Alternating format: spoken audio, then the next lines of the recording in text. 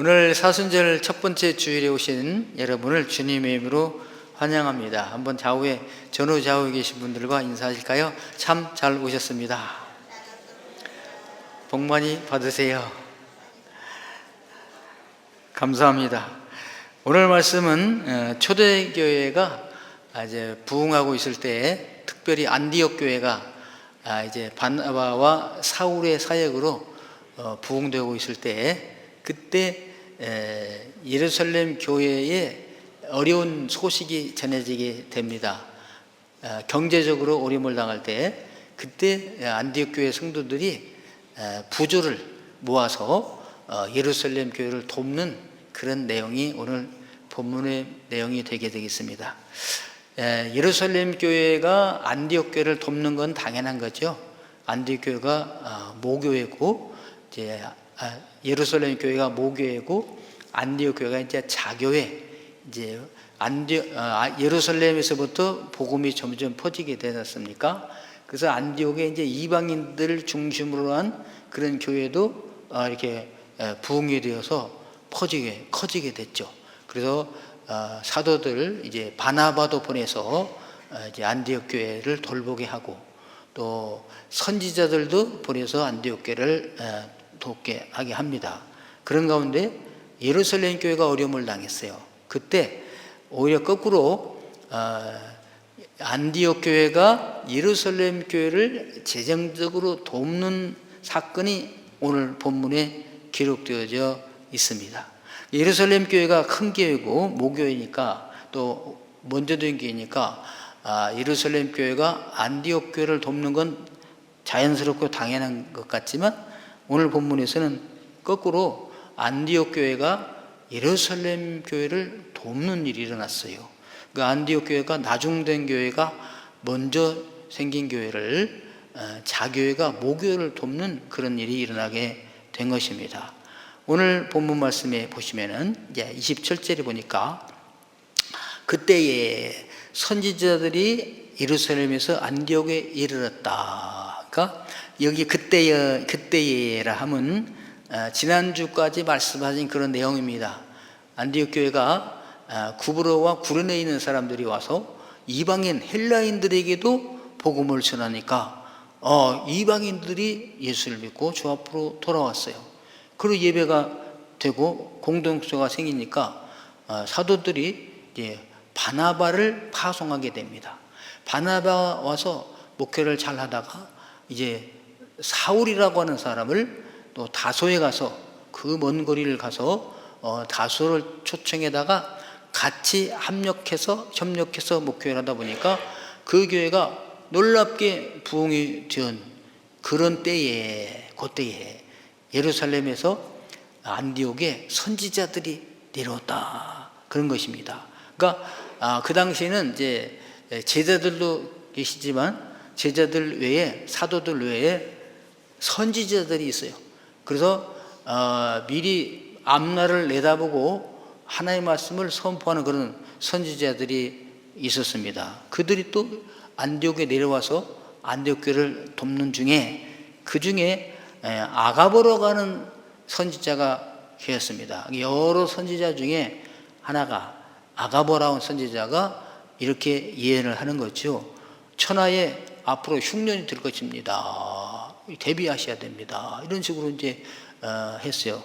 이 아가보라고 하는 사람은 하가부, 히브리어 하가부에서 하는데요, 메뚜기를 하는 겁니다. 메뚜기와 석청을 먹었다. 그때 하가부, 그래서 이 메뚜기 선지자라고 볼 수 있어요, 이름이. 그래서 이 하가부 선지자가, 아가보라 하는 선지자가 이렇게 예언했습니다. 근데 그 예언이 글라우디오 때에 이루어졌어요. 진짜 흉년이 들었습니다. 천하에 흉년이 들리라는데, 이 유대 지역에, 특별히 예루살렘 지역에 흉년이 많이 든 거예요. 그 글라우디오 황제 때, 로마가 처음에 일대가 아우구스도 황제죠. 예수님 족보 인구조사라고 보냈을 때가 아우구스도 이 황제 때인데, 그 다음에 이제 티베리우스, 카리쿨라, 네 번째 황제가 글라우디우스입니다. 그다음에 다섯 번째가 여러분 잘 아시는 네로 황제잖아요. 그러니까 성경이 옛날 이야기 뭐 지어낸 얘기가 아니라 역사적인 사실이에요. 이 글라우디오 때에 이제 진짜 흉년이 들은 거죠. 그러니까 예루살렘 교회가 이 기근으로 인하여 경제적으로 어려움을 당했다는 소식이 이 안디옥에 들려오게 된 것입니다. 그러니까 여러분 보십시오. 어떻게 하나님의 교회가 이렇게 어려움을 당할 수가 있는가? 경제적으로 처음에는 어떻게 했습니까? 예루살렘 교회가 사도들의 발 앞에 부동산을 팔았다가 막 헌금을 했잖아요. 이거 막 넘쳐납니다. 그러니까 구제를 막 하게 됐죠. 가난한 사람들, 특별히 과부들 막 구제를 하게 됐잖아요. 그 구제를 많이 했던, 그래서 이걸 사도들이 하다 보니까 너무 지쳐서 말씀 전하고 기도할 시간이 없는 거죠. 그리고 또 이 구제를 제대로 못 합니다. 헬라파 과부, 히브리파 과부들이 있는데 헬라파 과부들이 불평하는 거죠. 아니, 손은 안으로 굽는다고, 아니, 히브리파 과부들만 잘 주고 우리 헬라파 과부들은 찬밥입니까? 이렇게 불평이 쏟아지게 됐잖아요. 그러니까 사도들이 부랴부랴 보조한 다음에 그러면 우리가 이 구제하는 일을 여러분들이 좀 나서서 해 주십시오. 아주 성령이 충만한 사람, 칭찬받는 사람, 믿음이 좋은 사람들을 추천해 주시면 우리가 그분들에게 일을 맡기고 우리 사도들은 기도하는 일과 말씀 전하는 일에 아주 전념하겠습니다. 그래서 뽑힌 사람들이 초대교회 디아코노스 7명의 집사들 아니겠어요? 초대교회 집사님들.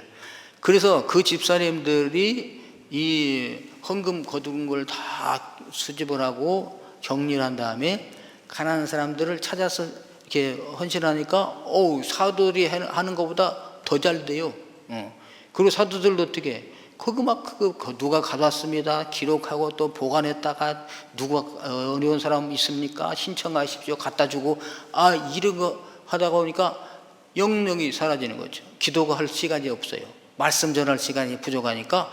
그래서는데 이것을 집사님들이 잘 해주시니까 사도들이 말씀 전하고 기도한 일 하니까 허다한 제사장들의 무리까지 막 돌아오는 그런 부흥을 경험했었잖아요. 그런 예루살렘 교회가 흉년이 드니까 어려움을 겪게 되었다 그것입니다. 그래서 여러분 하나님의 교회가 왜 경제적으로 어려움을 겪는가? 그렇게 하나님의 교회도 경제적으로 어려움을 겪을 수가 있습니다. 우리나라도 전 세계가 마찬가지죠. 코로나19 팬데믹으로 어려움을 겪었죠. 그러니까 성도님들이 어려우면 교회도 어려운 거예요. 따라서 또 이율이 막 갑자기 높아지니까 어렵죠. 대출 받았는데 이율을 갖다 보니까 큰일 났어요. 그런가 하면 막 국제적인 전쟁으로 인해서 유가가 상승하니까 거기에 따라서 어려움을 겪을 수가 있게 됩니다. 그러니까 우리가 하나님의 교회도 똑같구나. 세상이 어려움을 당하면 우리 집이 어려우면 교회도 어렵구나. 이런 것을 우리가 느낄 수 있게 되겠습니다. 근데 이 소식이 안디옥의 교회에 들려왔다 이거죠.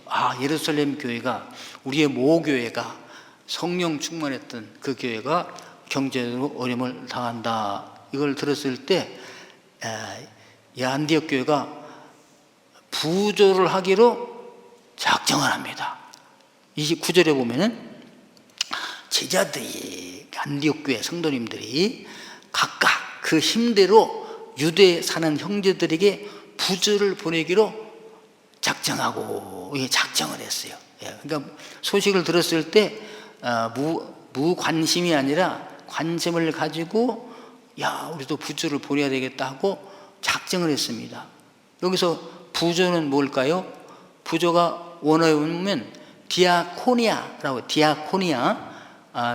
금방 한 번 같은데? 예, 맞아요. 디아코노스와 어원이 같아요. 봉사하다, 섬기다, 집사의 어원이 여기 나옵니다. 그러니까 구제의 뜻도 있어요. 그래서 우리가 예루살렘 교회를 섬기자, 디아코노스 하자. 무엇으로? 물질로. 부조라는 말. 그래서 부조는요, 섬기는 거예요. 몸으로도 섬기고, 이렇게 시간으로도 섬기고, 물질로도 섬기는 거잖아요. 그래서 섬기기로 이분들이 작정을 했어요. 근데 작정을 할 때 어떻게 작정했는가? 각각 작정했습니다. 각각 그 힘대로. 각각 그 힘대로. 이게 중요해요. 이 헌금의 원리 중에 하나가 각각 그 힘대로입니다. 각각 그 힘대로. 그래서 우리가 얼마씩 합시다가 아니고요. 각각 그 힘대로 합시다. 그것입니다. 그래서 헌금의 원리는 각각 그 힘대로 하는 거예요. 이건 하나님이 이스라엘 백성에게 하나님 앞에 제물 드리는 것도 똑같습니다. 각각 그 힘대로입니다. 신명기 16장 17절에도 보면은 각 사람이 네 하나님 여호와께서 주신 복을 따라, 여기 복 바라크의 복이죠. 이스라엘은 이런 복에 이제 바라크의 복이 있고 에스레의 복이 있고 토브의 복이 있다고 그랬잖아요. 물질적인 복. 다 받은 복이 달라요. 사람마다 각각. 그러니까 받은 그 복대로 그 복을 따라 복에 의하여서 그 힘대로 드릴지니라. 힘이 다 다르잖아요. 우리도 마찬가지예요. 힘이 다 틀리지 않습니까? 그래서 힘대로 드리는 거예요. 그래서 우리가 줄다리기 같은 걸 할 때도 양편이 줄다리 하잖아요. 그럼 뭐 힘센 사람, 약한 사람 쭉 줄 붙잡죠. 자 20칼로리로 당깁니다. 뭐 이런 식으로 그 못 당기면 어떻게 해요? 아니야. 자기가 있는 힘대로 당기는 거죠. 그래서 봉사, 디아코니아도 마찬가지입니다. 자기 힘대로 힘을 따라서 하는 것입니다. 내가 가지고 있는 힘에 따라서 내 힘대로 하는 거죠. 그러면 기쁘고 즐겁고 무리가 없어요. 근데 힘을 지나치게 쓰면은 안 됩니다. 우리가 물건을 들 때도 내가 들을 만한 것을 들면 괜찮아요. 근데 들을 수 없는 한계를 지나치게 들다가 뻑 삐끗하고 이렇게 되지 않습니까? 헌금의 원리, 봉사의 원리, 헌신의 원리도 똑같습니다. 그래서 하나님께서는 이렇게 소를 드릴 수 있는 사람은 소를 드리고, 양을 드릴 수 있는 사람은 양을 드리고, 새를 드릴 수 있는 사람은 새를 드리는데, 그 비둘기도 집비둘기가 비싼데 집비둘기가 못 드리면 산비둘기 사다가 드리고, 그것도 새끼를 드리면 된다. 그래서 소를 드리는 사람이나 산비둘기 새끼 한 마리 드리는 것이나 양 힘껏 드렸으면 똑같다 이것입니다. 그래서 헌금은, 봉사는, 헌신은 액수가 아니라 비율이에요. 비율. 그래서 비율도 똑같이 적용할 수 없잖아요. 자기가 받은 은혜대로 비율로 드리게 되는 것입니다. 그래서 예수님께서도 말씀하시잖아요. 헌금함에 앉으셔서 헌는 모습을 쭉 바라보고 계셨어요. 그러니까 부자들은 헌금함에다가 많이 넣어요. 근데 가난한 과부는 한 고드란트, 그러니까 로마 화폐 단위의 가장 작은 단위입니다. 그 단위, 우리나라 말하면 10,000원, 아니 1,000원, 그 가장 작은 돈을 집에 넣는 거죠. 헌금함에. 그때 주님께서 말씀하시기를 이렇게 말씀했습니다.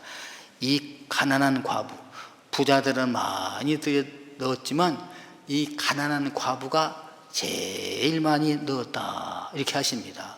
왜? 생활비 전부를 넣었다.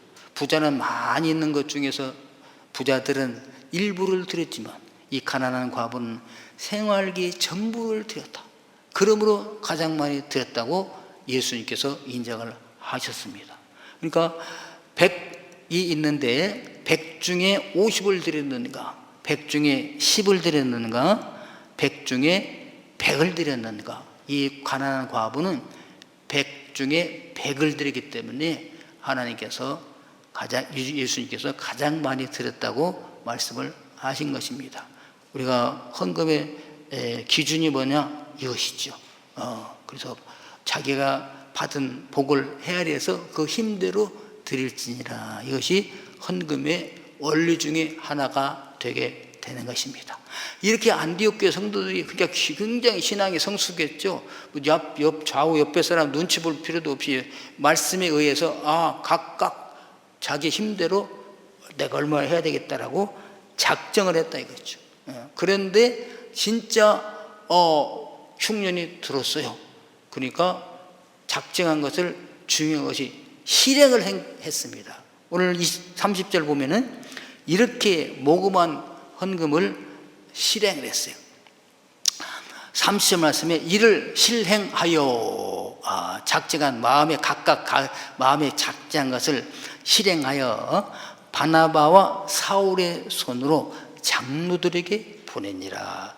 그러니까 예루살렘 교회는 이미 사도들이 받는 게 아니라 집사들이, 장로들이, 지도자들이 헌금을 받잖아요. 그러니까 예루살렘 교회의 장로들에게, 그러니까 예루살렘 교회 재정부에 헌금을 갖다 드렸다. 누가? 바나바와 사울을 통하여.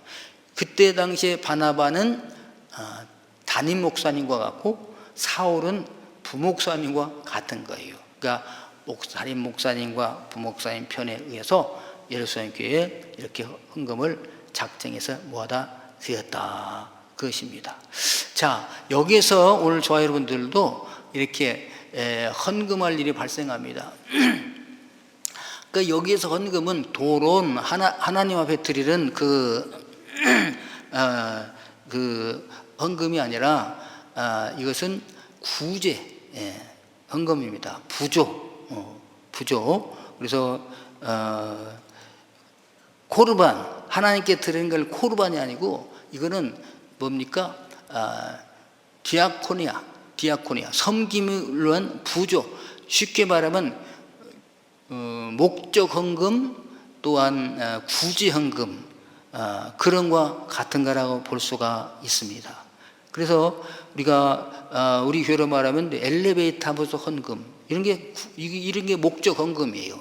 신학교 주일 헌금, 또 뭐 트리키의 이 재난 헌금, 어느 교회 선교 헌금 이런 것이 다 이렇게 디아코니아 부조가 되게 되는 것이죠. 자, 그래서 사실 따지고 보면 부조나 헌금이나 같아요. 교회 하나님 앞에 헌금을 드리면 그것을 이렇게 구제하는 곳에 쓰기 때문에 같은 내용입니다.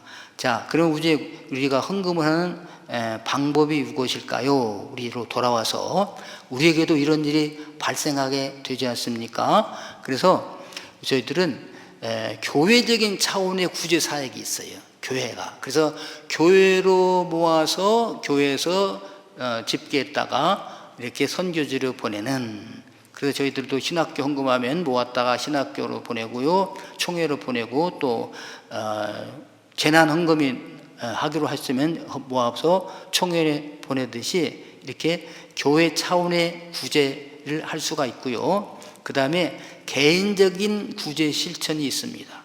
개인적인. 개인적으로도 생활 속에서 어려운 이웃들을 돌보고 직접 도움을 베풀 수가 있습니다. 그 유대인들은 항상 가정 예배 드릴 때 째다카라는 헌금을 합니다. 많이 하지 않아요.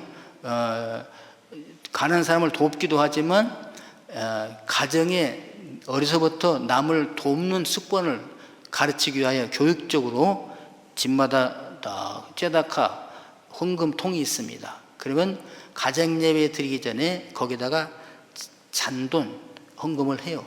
그래가지고 이게 차면은 그 집에 자녀들이 그걸 들고 갑니다. 가서 가난한 사람에게 가서 그거를 전달하는 그런 훈련을 가정에서부터 하게 되게 됩니다. 지난 주간도 우리 서울에 답사할 일이 있어 가다가 지하철에 그 할아버지가 앉아 계세요. 다리가 잘라졌어요. 돈통을 앞에 놓고 있어요. 근데 나는 그냥 지나쳤는데 제 아내가 가다가 당신 돈 있나? 그래서 이제 가서 도로 돌아가가지고 거기다 헌금을 하고 온 것입니다.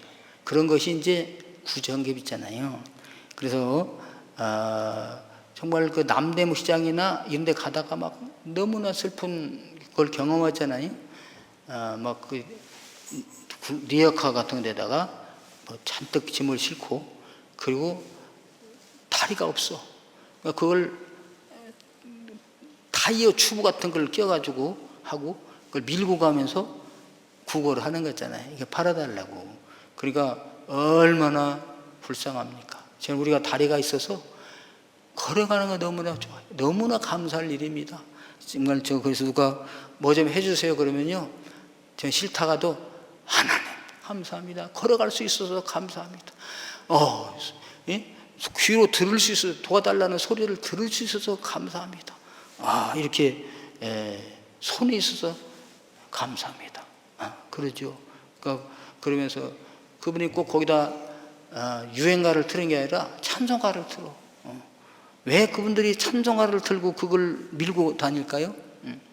거의 뭐 수세미 같은 거 몇 가지 놓고 파는데, 그래도 찬송가를 아는 사람들이 마음이 넓으니까.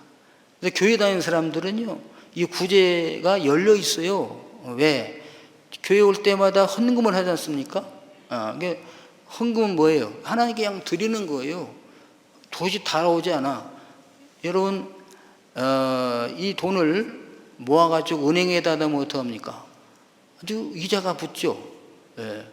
그리고 이걸 또 주식을이나 이제 투자하면, 투자기관에 투자하면 어떡합니까? 엄청난 유익이 나올 수가 있어요. 그런데 그냥 달라? 안 줍니다. 세상 사람들은. 예.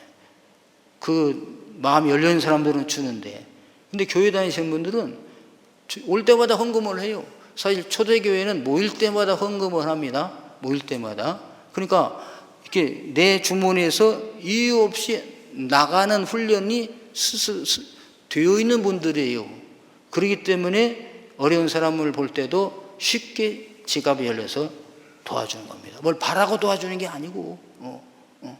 그래서 저희들이 이렇게 개인적으로 도울 수 있는 길이 있고요. 그 다음에 자발적인 것이죠. 누가 시켜서 누구 좀 줘라 그게 아니라 그런 마음이 우러나. 이게 필란드로피아 사랑이 나오는 거죠. 거기서 박애적인 사랑이 나와. 그러니까 누가 어려움을 당했다, 슬픔 당했다, 그러거든 내 속에서 그런 박애적인 사랑의 마음이 나오니까 그들 이유 없이 도와주는 거죠. 무엇을 바라고 도와주는 게 아니고 박애적인 사랑이 우리들 마음속에 있게 되는 것입니다. 그러니까 구제는 아무나 하는 게 아니죠. 돈이 많다고 하는 게 아니에요. 돈이 많다고요. 저분은 돈이 예를 들어서 200만 원 월급 받으신 분, 500만 원 받으신 분이 있다고 가정을 하면 200만 원 받은 사람이 이러기를, 500만 원 받은 사람은 나보다 배나 더 받으니까 여유가 많이 있겠지. 그러므로 저런 사람들은 많이 구제를 할 거야 라고 생각하기 쉽지만 그렇지 않습니다. 200만 원 받은 사람도 모자라요. 그리고 500만 원 받은 사람도 모자랍니다. 그럼 누가 구제를 해? 다 모자라요. 그러면 1000만 원 받은 사람은 어떨까요? 그분도 모자라는 거죠. 1000만 원 받은 사람은 쓸 때가 더 많아. 500만 원 사람보다 더 많아. 그러니까 구제를 못해요. 그럼 누가 하느냐? 검소한 삶을 사는 사람이 구제를 할 수가 있는 거죠. 전략해서. 내가 쓸 것을 안 쓰고 전략해야 남을 도와줄 수가 있는 것이죠. 검소한 사람. 그래서 저희들이 구제하는 사람은 쓰고 남아서 주는 게 아니다. 남아주는 게 아니에요. 그런데 자기가 쓸 것을 안 쓰고 자기가 쓸 것을 절제하면서 남을 도와주는 것이 구제 원리고 헌금의 원리도 되는 것입니다. 우리 하나님의 자녀들은 기도하면서 이렇게 헌금을 합니다. 그래서 우리 이 안디옥 교회가, 예루살렘 교회가 어려움을 당한다고 할 때 마음으로 우러나서 자원해서 작정을 하고 작정한 것을 실행을 해서 실제적으로 예루살렘 교회를 물질로 도왔다는 사실입니다. 이건 그때나 오늘이나 똑같습니다. 주님이 이 도와주는 사람에게 이렇게 칭찬했습니다. 선지자의 이름으로 선지자를 영접하는 자는 선지자의 상을 받을 것이요. 그러니까요, 내가 도와주는 사람에게는 도움이 보상이 안 옵니다. 보상을 기대하면 안 돼요. 근데 하나님이 복을 주시오. 선지자의 이름으로 선지자를 대접받더니 하나님이 선지자의 복을 주신다.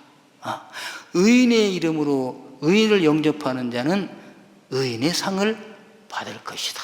누구로부터? 하나님으로부터. 또 누구든지 제자의 이름으로 이 작은 자 중에 하나에게 냉수한 그릇이라도 주는 자는 내가 진실로 너에게 이르노니 그 사람이 결코 상을 잃지 아니하리라. 여기 지극히 작은 자는 주의 종들을 말합니다. 그 당시에 예수 믿는 제자들을 말하게 되는 것입니다. 제자들이 벌이가 없잖아요. 그러니까 지극히 가난한 자예요. 지극히 적은 자들이에요. 그러니까 그 지극히 작은 자들에게 냉수 한 그릇이라도 떠준 자는 결코 상을 잃지 않을 것이다. 이렇게 씁니다. 그래서 잠언에 많이 나옵니다. 가난한 자를 학대하는 자는 하나님이 벌 주시고요. 가난한 자를 불쌍히 여기고 가난한 자를 구워주는 자는 하나님께 빚을 준 사람이다. 누가 갚아주세요? 하나님이 갚아주신다. 이렇게 말씀하셨어요.